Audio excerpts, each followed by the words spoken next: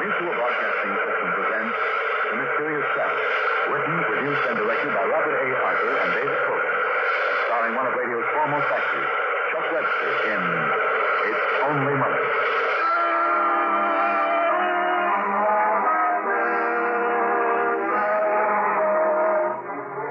This is The Mysterious Traveler, inviting you to join me on another journey into the realm of the strange and the terrifying. I hope you enjoy the trip, and it will thrill you a little and chill you a little. So settle back, get a good grip on your nerves, and be comfortable, if you can, as we meet an enterprising gentleman who knew all the angles, and he played them for all they're worth. I call his story, It's Only Money.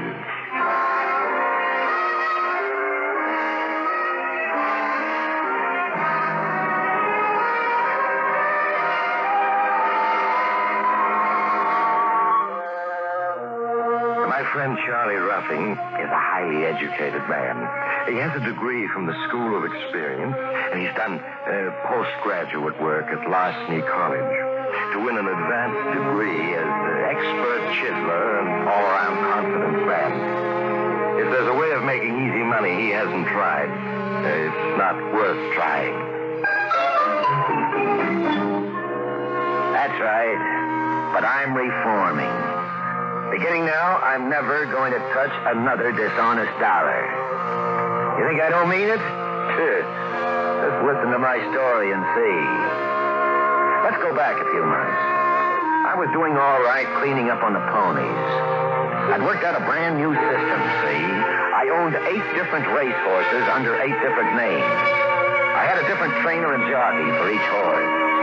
I gave all my instructions by phone, and nobody knew I had any connection with any of the horses. Well, every once in a while, it worked out so that only my horses were running in a certain race. And then I decided which one I wanted to win, gave all my different trainers their instructions by phone to make sure the right horse won, then went out and placed my bet. Well, naturally, I could only work it for a while, but I planned to make one big cleanup and quit. My partner was Figures Freddy, a big numbskull who couldn't read or write, but could add up figures in his head like an adding machine. Well, we were sitting in my apartment listening to the racing results. Coming into the stretch now, I had a girl in the lead by a neck. Steps on the second barrel line, second curtain coming up fast from the outside. Shut it off, Figures. We haven't any dough up on this race. Okay, Charlie, if you say so. Steps on takes the lead.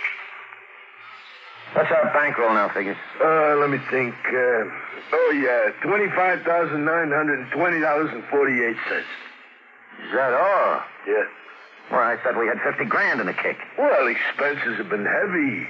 Gee, what it costs to feed 8 horses, not to mention entry fees. Why, hay alone sets you back. Spare me the details. Yeah, sure, Charlie. Figures I'm getting uneasy. Somebody's going to tumble to our setup soon. That's what I've been telling you. We'll shoot the works. One big killing and quit. What's our next setup? Tomorrow, the 5th at Sandy Park. 5 horses running, all out. Yeah, I remember. We got Surprise in it, huh? Yeah. Saving him for the right spot. What odds do you think he'll bring? Ooh, 15-1, easy. And the bankroll goes on Surprise tomorrow. Yeah, but who'll take such a big bet? Odds on Harry and his syndicate can handle it. We played him careful, won only a little. Now we can nick him good. Harry is a real tough cookie. If you welch on him or he catches you being crooked, he just as soon drop you off the top of a building as not. He won't catch us. We'll clean up good and clear out. Fast. So I telephoned my trainers and instructions.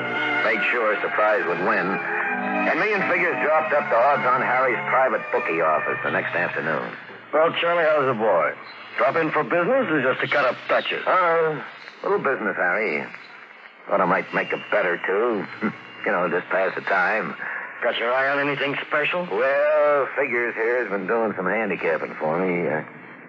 Thinks the fifth at Sandy Downs looks good. The fifth. Well, let's see who's in it. Summer Rose, Second Cousin, April Morn, Firecracker, and Surprise. Firecracker's the favorite. I can give you 2-1 on him. Oh, now, Harry, you know me. I always like a long shot. I was thinking of Surprise. Surprise? Yeah.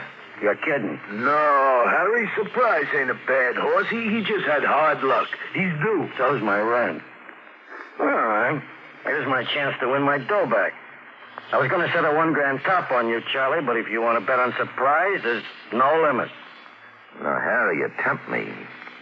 Might go the whole work. Anything up to $50,000, Charlie, and no more the better. Well, I've only got 25 G's in cash. I might go for 50 if you'd take my check for the difference. Why not? 50,000 on Surprise in the fifth. But I can't give you any track odds. 10-1 is the best I can give you. Well, it's only money. I'll take it. Gee, that'll mean a $500,000 payoff. If he wins, Figures. If he wins. Oh, sure. If. Surprise hasn't got a chance. Still, I better lay off part of that bet. Excuse me while I get on the phone and arrange it. Harry went off to make arrangements to place part of the bet, and Figures and I just looked at each other and sat tight. $500,000. This was it. This was the big jackpot I've been working toward all my life. The more I thought about it, the better I felt. And when the race started, I felt even better yet. Surprise started in front, and he stayed there, all according to my orders. They're rounding the final turn. It's still Surprise, April Morn, Summer Rose, Second Cousin, and Firecracker in that order. Surprise is 2 lengths in front and pulling away, which is a real surprise because he hasn't won a race all season. Now they're in the stretch and Surprise. Wait a minute. Surprise is in trouble. His right rein broke. The jockey can't control him. Surprise is pulling wide. He's angling across the track in front of April Morn. That may get him disqualified even if he does win. No, April Morn's gotten around him. April Morn is almost at the wire. She's over. Summer Rose second, Firecracker third, Second Cousin fourth, and Surprise, who had the race all wrapped up, has stopped. The jockey is getting off. Gosh, Charlie, he didn't win. Oh, he didn't, did he? I told you he didn't have a chance. Well, as you always say, Charlie, that's only money. Yeah, that's right. Only money. You want to settle up now, or are you going to bet on the sixth? No. I've had enough for today, Harry. Well, here's the 25 grand I have on me. I'll give you a check for the other 25. You do that, Charlie. The check will be good, won't it? Good? Oh, sure. Hey, well, what's funny, Harry? You too, wise guy. You're funny. Well, what do you mean? You and your 8 different stables, Charlie. What an idea. You mean you know about it? Yeah, I just found out a couple of days ago. Oh, it was kind of clever in a way. But you see, Charlie, you went at it wrong. What do you mean, Harry? Charlie bought the horses, but I bought the jockey. I figure you two'd be aiming for that race, and I guessed it would be Surprise you set up to win. As soon as you made the bet, I got on the phone, and... do I need to blueprint the operation? But, Harry, that ain't honest. Isn't it? No. I'll take that check, Charlie. And if it bounces, so will you. From a 20th floor window. How do you like that? Odds on Harry had played me for a sucker. Me, Charlie Ruffing, honored graduate from the School of Experience. So what did I do about it? 2 hours later, Figures and me were on a plane heading out over the deep blue ocean. Gee, Charlie, there ain't nothing under us but water. I never knew there was so much water. Well, now you know. How far is it to the nearest land? How far, huh? About 1.5 miles. Oh, that near? Well, I guess I could swim that far. Which direction, Charlie? Straight down. Shut up, I'm thinking. Yeah, but Charlie... Oh, yeah, what is it? But why are we flying to Europe? We've been moving so fast, I ain't be able to figure it out yet. I thought it was obvious. We gave Odds on Harry a bad check for 25 grand, didn't we? Yeah, I guess we did. And what'll he do when it bounces? Well, he'll come looking for us. And he won't be feeling friendly. No. So with my last dough, we buy tickets for Paris, France. Always heard it's cheap to live there. And it's a long ways away from Odds on Harry. Once we get there, well, we'll just have to figure a new racket. So we reach Paris and get rooms in a flea bag of a hotel. And I think and think and think. And I haven't an idea. Well, I'm sitting in a little cafe with a glass of wine in front of me, wondering if jail or starvation is better, when Figures brings up a pal he's met someplace. Well, Figures never worries. He can't read, so the news and the papers don't bother him. And he hasn't brains enough to worry on his own account. Charlie, I want you to meet the Count. Count Alessandro. This is my pal, Charlie. It is a pleasure. Well, sit down, Count. Are you French? Well, I'm part French, part Swiss, part Belgian, part Italian. Well, a man of parts, huh? Have a drink. You're most kind.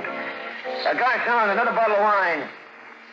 Well, what's your racket, Count? Pardon? What's your game? How do you make a living? Well, he's an inventor, Charlie. Oh, an inventor, huh? Any money in it? Hélas, no. Oh, here's your wine. So, have a drink. What do you invent, Count? You want to know what, Charlie? He's invented a machine for making money. What kind of money? Any kind of money, my friend. French, English, American. Well, then why aren't you rich? I dare not use my own invention. I must confess it, too timid. Oh? I am afraid of the police. But I live in hopes of meeting someone who will know how to cash out, as you say in America. Well, Count, you're beginning to interest me. I suspect you're trying to work a racket on me. But just the same, I'll take a gander at this money-making machine of yours. I figured this little Count Alessandro, as he called himself, was a phony. But I didn't have anything better to do, so I let him lead me in Figures to a room about as big as a mousetrap. And there he showed me a couple of big tanks full of some kind of green liquid. And a gadget like a camera, only with 3 lenses instead of 1. There, monsieur. I call it the photographic duplicator. It will duplicate anything printed or engraved, even the money. Especially money.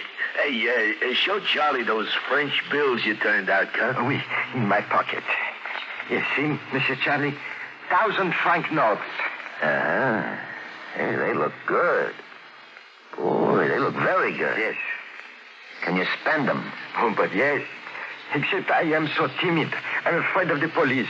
I am afraid to enlist aid from les Apaches, our French gangsters. So? I have this wonderful invention. I don't even know what to do with Well, it. now, don't start weeping. You said something about American money. Let's see you make me some. Gladly, monsieur, gladly. But I need an American bill to start. I knew there was a catch in it, the old money switch. Come on, Figures, let's get out of here. Now, wait a second, Charlie. The Count is on the level. All he needs is a $1 bill. You see, that's to get the right paper. Then he needs a 10 to photograph, and that's all. And you get the 10 back. I'll bet I do. Come on. We got business elsewhere. I do not blame you, monsieur. Do I look like a great inventor? No. I am, how you say it, a mess. I have no courage. I am part French, part Swiss, part Belgian. And part phony. Now, I'll put up the dough, Charlie. You just watch. Okay, Count. Now, here's a 1 and a 10. Do your stuff. So I watched. Figures gave Count Alessandro a $1 bill. The Count dipped it in the tank, sloshed it around a bit, and it came out snow white. Just blank paper. Now he's got genuine paper to work with. You see, Charlie? Okay, Count. Turn it into a 10. So next the Count took a $10 bill and put it inside his funny camera. And then he dipped the blank paper that had been a 1 into a green solution. He took it out, dried it, and then he put it inside the camera, too. Turned on a bright light for about 5 seconds, and took it out again. It was still blank. Sure, it's still blank, Charlie. That's got to be developed, like a photograph. Go ahead. Show him, Count. So the Count dipped the blank bill into a red solution. He sloshed it around. Gradually, it started to darken. It became light green, and then dark green. Then he took it out and he handed it to me. It was a $10 bill. So good, even a tax collector would have accepted it. There, you see, Charlie? Here's my $10 bill, and here's the... Photographic duplicate. Yeah. It's exactly the same, even the serial number. Hey, maybe you got something here. Sure, we got two $10 bills where we only had one. And the extra one is genuine, too, Charlie. That's the first genuine counterfeit ever made. You see, Mr. Charlie, it's a great invention, yes? Count, this is the greatest invention since the parimutuel machine. And me and Figures are the boys to work it.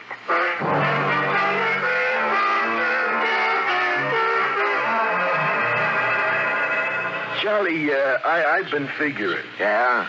Anything bigger than 100 is hard to pass. Anything smaller takes too long to add up the big dough. That's right. So we should concentrate on hundreds. Now, $1 million is a nice round figure. I'll say. So round, so firm, so fully packed. Yeah, well, it takes 10,000 hundreds to make $1 million. Now, to get the right paper for 10,000 bills, we got to start with 10,000 singles. The Count bleaches them white. Huh? He photographs hundreds on the paper, and we got $1 million in genuine counterfeit dough. Oh, keep talking. I love to hear big figures like that. Yeah, but where are we going to get the 10,000 singles? Well, why not start smaller? Say, a couple of grand at a time. Oh, now, Charlie, I ain't so bright. I don't know how to read, but I do know something. And one is the Count is a scared pigeon. He's the nervous kind, you see? And we got to pull one big deal, and we got to pull it fast. Yeah, you're right. Okay, we'll get busy tomorrow. When there's a deal to be pulled, I work fast. The next day, I took my last $200 to American Express and got singles for them. And then me and Figures called on Count Alessandro again. My pal Charlie is ready to work with you, Count. How fast can you turn out the dough? But, monsieur, I am not positive I wish to continue this affair.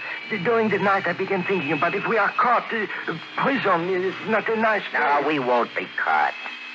All you have to do is bleach $1 bills and turn them into hundreds. Yes, but... I have 200 singles here. First, we'll turn them all into tens, like we did last night. That'll give us $2,000. We'll exchange that for singles, 2,000 of them, and we're off to the races. All right, come on, start the machinery, Count. Let's get going. We'll dedicate the Charlie Ruffing Private Mint.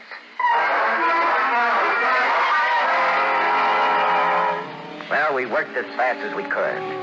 It took a week to turn those singles into tens with a Count photographic duplicator. And then I had to exchange those tens for more singles. Well, that was trickier. A sudden flood of American money in Paris might make somebody suspicious. So Figures and I went about it real carefully. We're just about finished before an eagle-eyed cashier at American Express thought he recognized me. I ducked out before he could be sure, but I knew the situation was serious. What do you mean we got to stay holed up here, Charlie? I do not like it. The police think they may suspect something. Nobody suspects anything yet, but we got to play it close to our vests. In other words, these 2,000 singles are all we dare get together. Yeah, but that'll only give us 200 grand. Never mind. Get me back to the good old USA with $200,000 in the Count's formula, and in a year I'll own the joint. Figures and I rented the room next to the Count, and we buckled down to business. First, we bleached the 2,000 singles into clean white paper. Then we ran into an obstacle. Monsieur, I got to say it. We have not provided a $100 bill for me to photograph. Hey, that's right. What'll we do, Charlie? Well, we'll just get one, that's all. Yeah, but we got no cash left. We bleached it all white. For Pete's sake. Why, you stupid brain. Wait, monsieur. I recall. We have still in the camera the $10 bill from the last operation. Well, that's better. Make up about 510, see? That's for expenses and passage money. Once we start making the hundreds, we're not going to develop any of them. They're going to the States with us as clean white paper, photographic paper, see? Yes. All right, that way we don't run any risks. And anybody who searches our baggage only finds blank paper. We'll dip the stuff in account solution back in New York when we're safe. Oh, sure. That's smart, Charlie. All right, now you two get busy. When you got the pins made, go buy a $100 bill someplace. Don't go to a bank. Maybe being alerted or something. Look, there must be a money changing joint handy. Oui, monsieur. I know one. He's very unscrupulous, but he never asks questions. Well, then go to him. Figures you go along, see the count doesn't get gypped. Yeah. All right, now get going and let me get a little shut-eye, will you? I'm just dead on my feet.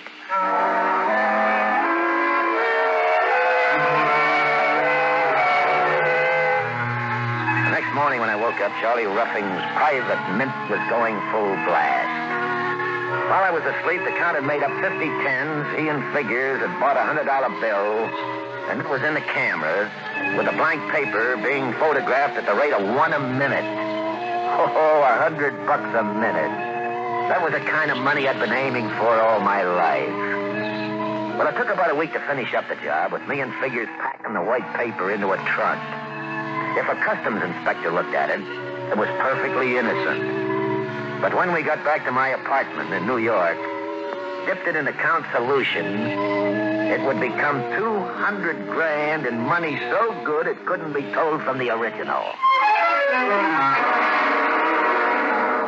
Figures wanted to develop a few of the hundreds for spending money, but I wouldn't let him touch one of them. I wasn't risking any last-minute slip-up. A raid by the cops or something. Well, we wrapped up the deal, left the count 10 of the blank hundreds for his cut, and we took off by plane with all that wonderful paper and several jugs of developer. The next afternoon, we were safely back in my New York apartment, getting down to business. Okay, Figures. Pour the jug of developer in the basin. Right, Charlie? Now, I'll open up this package of paper, and we will develop a little cash. That sounds good to me, Charlie. Well, that must be the boys in the delicatessen with the grub I ordered. I'll get it. Just bring it in, Oh. Hello, Charlie. Surprise. Harry, you... And a couple of my boys. Come on in, boys. We want to keep this private. No, wait, Harry. I just got back from Europe. I swung a big deal. I got all the dough I owe you, and more, too. For your sake, I hope that's true. Also, I got a deal on, and I want to cut you in on it. But I'd like to talk about it in private. Can't the boys wait outside while we talk? All right, Charlie. For a couple of minutes. Now, wait here, boy, but come fast if I call. Now, just what is this deal you mentioned, Charlie? I'll give you 2 minutes to outline it. I can outline it in 1 minute. How would you like a half interest in the United States Mint? Harry got interested fast. I told him I'd fly back to Europe and bring Count Alessandro and his apparatus here. Harry and his syndicate would arrange for the distribution. Yeah, we could easily push $10 million a year of our special genuine counterfeit. Yeah, that appealed to him. That sounds good, Charlie. If true. Harry, we can demonstrate right on the spot. We've got the paper, we've got the developer. Figures. Yeah, Charlie. Develop a $100 bill for Harry. Sure, Charlie. Well, our first 100, Harry. We'll frame it for a souvenir, huh? How's it coming, Figures? It's turning green. Hey, you see Charlie there, Harry? Hey. I'll be a horse's uncle. Hey, I can see the figures in the corner. 100. Another couple of seconds, it'll be ready, and then I'll try. So you see, Harry, what a big thing this is? Yeah, we can develop an international syndicate. England, France, Switzerland, Sweden even. Why, we'll load everything in sight before we finish. Okay, it's all done. Here it is, Harry.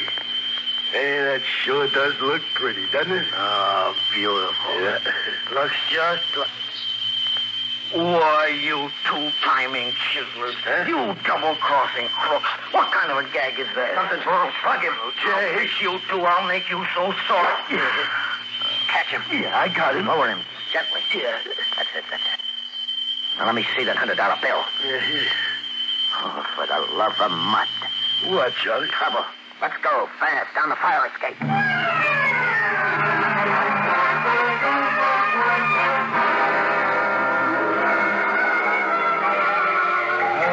Gee, it's so nice here in Mexico City, huh?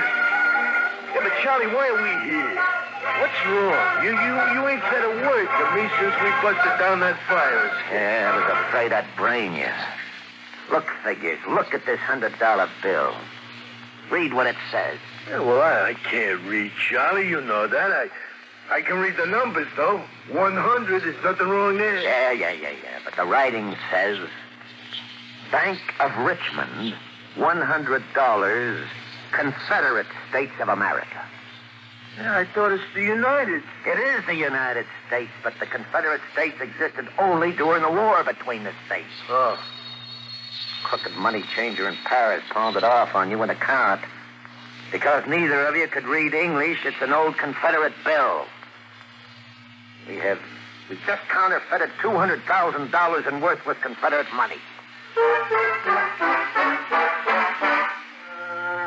So here I am, stuck in Mexico City. But I got a big deal on, see? I just bought an old map showing where $2 million in Aztec treasures hidden. And if you want to go in with me and you got $10,000 for expenses, it's a deal. We'll clean up yet. And you don't have to worry about me cheating you out of your share. I'm taking a resolution for 1952.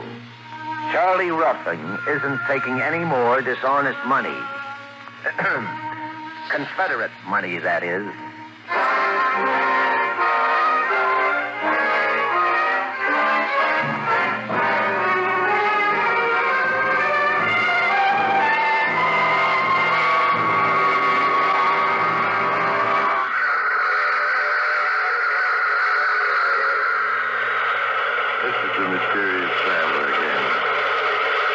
Too bad about poor Charlie's business ventures, isn't it? He has such brilliant ideas, and they always seem to go wrong.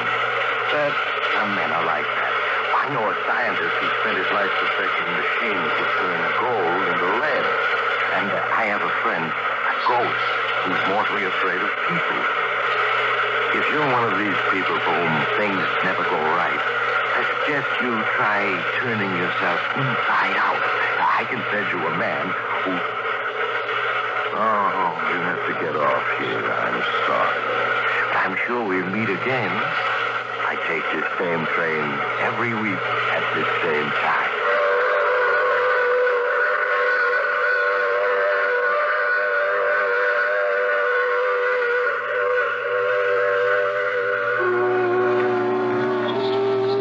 You have just heard The Mysterious Traveler. Now you can follow other tense and suspenseful adventures of the Mysterious Traveler in the current issue of the Mysterious Traveler magazine, now available.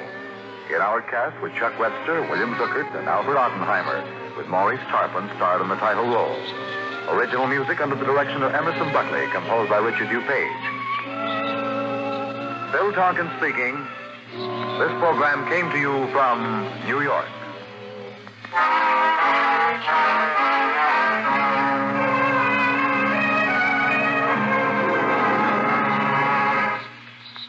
Do you like stories of mystery, of eerie adventure, of things dark and unseen? Stay tuned to Mutual every weekday evening and join the I Love a Mystery listeners. You're sure to love I Love a Mystery. This is the Mutual Broadcasting System.